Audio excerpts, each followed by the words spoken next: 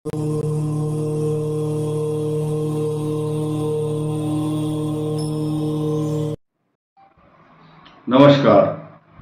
मिथुन राशि पर विस्तार से नई नई बातें आपके लिए बताएंगे। जो कुछ ग्रहों का विशेष परिवर्तन इस माह अप्रैल में होने वाला है, जो मिथुन राशि वालों के लिए कुछ ज्यादा आवश्यक है। बहुत लोगों के अनुरोध पर हम आपको बता रहे हैं, सब लाभ उठाएं। और इसमें पैसा तो आपका लगना नहीं है, आप सुनिए और इसका लाभ उठाइए। सबसे पहली चीज क्या है, 8 तारीख को होने वाले ग्रहण को आप समझिए और देखिए और इससे सावधान क्या रहना है और सावधानी क्या लेनी चाहिए आपको बताऊंगा। नंबर 1, सबसे बड़ी चीज क्या है, आपके लिए इस महीने ही 10वें भाव में मंगल 23 तारीख को प्रवेश करेगा, जो मिथुन राशि के लिए योग कारक माना गया। छठे और लाभ स्थान का स्वामी केंद्र में आएगा। 10वें अंगारको यस्य स जाता कुलदीप का आपको बहुत ऊंचा उठाता है। मंगल पराक्रम देगा, नौकरी, सम्मान, पैसा, प्रॉपर्टी के साथ साथ। उससे पहले ही इसी 8 तारीख को 4 ग्रह आपके सम्मान, प्रतिष्ठा, पद, पिता का स्थान, कुछ थोड़े से व्यवधान हो सकते हैं क्योंकि चतुर्थ में केतु है, अशांत करता है, सुख छीनता है लेकिन सम्मान दिलाता है। सुख प्राप्त करना अलग चीज है, सुख में बाधा होना अलग चीज है और सम्मान पाना अलग चीज है। इसी के साथ साथ शुक्र जो है 12 भाव का आपके और पंचम भाव का स्वामी, ये 24 अप्रैल को अस्त हो जाएगा। आपके पंचम बुद्धि, ज्ञान, संतान, एजुकेशन, दूरदर्शिता, गूढ़ विज्ञान की भाषा में अगर कहेंगे तो उस स्थान का स्वामी शुक्र अस्त हो जाएगा, तो आपकी संतान के लिए कष्टकारक होगा। लेकिन जो स्टूडेंट हैं उनके लिए ये खराब फल नहीं दे पाएगा। कारण क्या है, उस स्थान को स्टूडेंट्स के बृहस्पति की ऊर्जा पूर्ण रूप से प्राप्त हो रही है। अस्त जरूर हो रहा है शुक्र, लेकिन स्टूडेंट्स को वो बाधा नहीं पहुंचा पाएगा। अब हम छोटी छोटी बातों की चर्चा करेंगे कि आपको वैशाख मास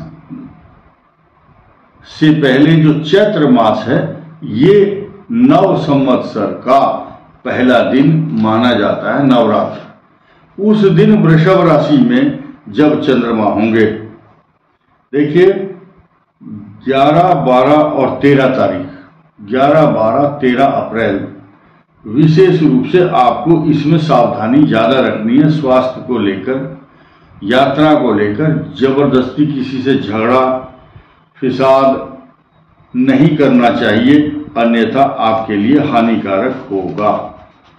उसके बाद फिर आपको ध्यान देना है, जब मकर राशि में चंद्रमा आएंगे, यानी कि 30 अप्रैल और 1 मई आपके लिए अच्छा परिणाम देने वाली नहीं है। उस दिन 12 भाव में 12वें स्थान में चंद्रमा और बृहस्पति का गजकेसरी योग भी बनेगा। ये आपके लिए हानिकारक नहीं होगा, क्योंकि गजकेसरी योग मिलता है तो ये आपके धन भाव का स्वामी और सप्तम भाव का स्वामी, ये दोनों मिलकर के 12 भाव में आपको किसी मांगलिक कार्य में शरीक होने के लिए प्रेरित कर रहे हैं। इसी के साथ साथ आप ये देखिए, मिथुन राशि वालों के जो जातक हैं, मेल चाइल्ड लड़के, उनके विवाह के योग, सगाई आदि ये सब होंगे। लेकिन कन्या जो है, कन्याओं के विवाह के योग अभी बनते हुए दिखाई नहीं दे रहे हैं, वो बनेंगे 13 महीने के बाद। आज से 13 महीने के बाद मिथुन वालों की, उनकी जो फीमेल चाइल्ड हैं, लड़कियां हैं, बृहस्पति का संबंध कन्या के विवाह से होता है, वर के विवाह में बृहस्पति विचारणीय नहीं होता। अष्टम भाव में बृहस्पति हो तो भी विवाह होते हैं लड़कों के। चतुर्थ, अष्टम, द्वादश में कन्याओं के विवाह को शास्त्रों में आज्ञा नहीं दी है, क्योंकि अशुभ माना जाता है। इसी के साथ साथ ये जो शुक्र का अस्त होना और फिर 6 मई को बृहस्पति का अस्त होना, ये अच्छी पोजीशन नहीं दर्शाता है। 7 जुलाई के बाद ही फिर विवाह के योग बनते हैं। शुभ कार्य, मांगलिक कार्य तब तक स्थगित रहेंगे। अब हम बात करेंगे आपके मंगल और शनि इतनी सुंदर पोजीशन में आपके भाग्य स्थान में बैठ करके आपको निरंतर उन्नति, पदोन्नति, तरक्की, पैसा, इंक्रीमेंट, मान सम्मान तथा हर प्रकार के सुख दे रहे हैं। 12वें भाव में बृहस्पति आएंगे, लेकिन अब आप देखिए कि आपका जो एकादश भाव है, ये जो अप्रैल का महीना है, इस एकादश भाव में एकादश स्थान पर सूर्य जैसा प्रतापी और तेज, जिसकी आभा मंडल समस्त ब्रह्मांड को आलोकित करती है, तथा दशम भाव और आपके सप्तम भाव का कारक बनता है जो बृहस्पति, वो एक 17 दिन के लिए विशेष योग आ रहा है। कुछ ज्यादा अच्छा है सिर्फ मिथुन के लिए। ये भी सूर्य के साथ मिलकर जाते जाते अंतिम चरण में है, अंतिम अंश पर है, लेकिन ये 23 तारीख को ऐसा परमोच्च योग बनाएगा, क्योंकि सूर्य का जो एक्शन है वो 10 डिग्री परमोच्च कहा गया है शास्त्रों में। गणित और सिद्धांत के अनुसार आपका सूर्य 23 तारीख को परमोच्च कहलाएगा। अब जब सूर्य की उस समय युति चल रही होगी, 1 सप्ताह बचेगा बृहस्पति का। सिर्फ बृहस्पति जाते जाते आपको फल देगा। ग्रह आते ही एक्शन लेता है और जाते समय भी एक्शन लेता है। सूर्य के परमोच्च होने से इन दोनों की युति आपके लिए वरदान साबित होगी, ऐसा ग्रह नक्षत्रों का समीकरण बता रहा है। अब हम बात करते हैं आपकी जो दशा है उस पर भी बात करेंगे। साथ साथ ये जो ग्रहण आ रहा है 8 तारीख का, उस दिन आपके लिए शुभ फल देगा। ग्रह 4 ग्रहों की युति, मंगल शनि आपके लिए शुभ, और फिर 23 तारीख को आकर के ये आपके लिए वरदान बन जाएगा। और 24 तारीख को शुक्र अस्त होगा। अब हम बात करेंगे मिथुन राशि के जातकों की, उनकी जिन बच्चों की या भाई लोगों की और बहनों की कुंडली में मिथुन राशि है, आपके मन में कंफ्यूजन बना रहता है। आपको अशांत नहीं होना है, क्योंकि आप डिसीजन लेना, क्विक डिसीजन लेने की आदत डालो। कंफ्यूज नहीं रहना है, किसी के भरोसे पर नहीं रहना है, सेल्फ मेड बनना है। क्विक डिसीजन लोगे, अगर 1-2 दिन कंफ्यूजन में रहे और फिर बाद में दूसरा डिसीजन लोगे तो वो आपके लिए रॉन्ग डिसीजन माना जाएगा। अब क्या ध्यान देना कि मृगशीर नक्षत्र मिथुन राशि में आता है, बाद के 2 चरण। राहु की दशा, आप मानकर चलिए कि राहु की दशा रहती है युवावस्था में। अब हम क्रम, सबका क्रम लेंगे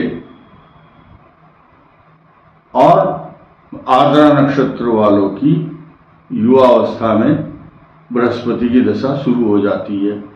अब मृगशीर के लिए राहु, बृहस्पति सीक्वेंस से शनि, बुध और केतु, शुक्र, ये दशाएं बहुत अच्छा रहने वाली हैं। आर्द्रा नक्षत्र के लिए 34 साल की उम्र तक बृहस्पति की दशा वरदान बन जाती है, तरक्की देती है, सम्मान देती है, शुभ और अच्छी सूचना देती है, और आपके भाग्य को 34 साल से 53 साल की एज तक सोना बना देता है। शनि की महादशा 19 साल की। ये दशाएं कुछ लोग कंफ्यूजन में इसलिए आ जाते हैं, हम करेक्ट सीमा बताते हैं महादशाओं की। आपकी कुंडली निर्धारित करती है कि राहु की दशा आपकी बैलेंस कितनी बची है आर्द्रा नक्षत्र की। उसमें उस राहु की दशा में आप आगे 16 साल जोड़िए। ये कैलकुलेशन आपको करना है, क्योंकि विश्व के किसी भी व्यक्ति का एक जैसा प्रमाण राहु की महादशा का नहीं होगा। किसी की 1 साल की होगी, किसी की 10 साल की, किसी की 12 की, किसी की 18 की भी होगी। तो this is depend upon your कुंडली। 16 साल बृहस्पति, 34 साल तक, 53 साल तक शनि बहुत शुभ, 100% अच्छा, आपका साम्राज्य को खड़ा कर देता है ये। उसके बाद बुध आपकी राशि का स्वामी 17 साल तक, 7 साल केतु और शुक्र की दशा राजाओं जैसा सुख देती है। बाद में सूर्य और चंद्रमा भी निरंतर आगे सब दशाएं अच्छा लाभ देती हैं। अब सबसे महत्वपूर्ण पुनर्वसु नक्षत्र पर आ जाइए। 16 वर्ष की दशा होती है और इस 16 वर्ष की दशा में ये पूरा का पूरा जो कार्यकाल होगा बृहस्पति का, जन्म जाति पुनर्वसु वाले सबसे अधिक भाग्यशाली क्यों होते हैं?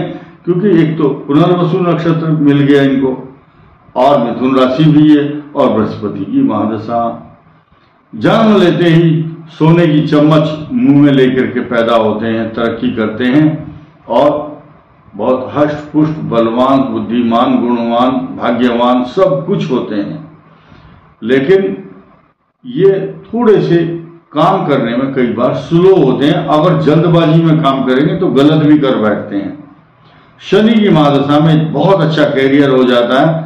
ऐसे व्यक्ति बहुत संतुलित कहे गए हैं शास्त्रों में, और संतुलित काम करते हैं। नपातुला शनि की महादशा वरदान बनती है। फिर 17 साल तक बुध और केतु और शुक्र की महादशाएं इनको निरंतर सांसारिक संसाधन सब उपलब्ध करा देते हैं।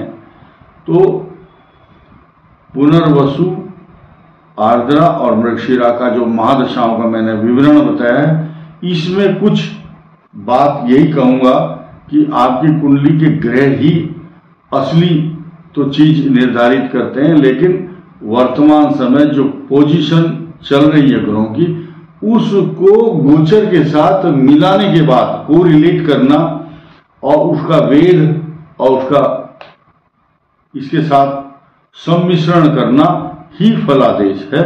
इस वीडियो में इतना ही। धन्यवाद।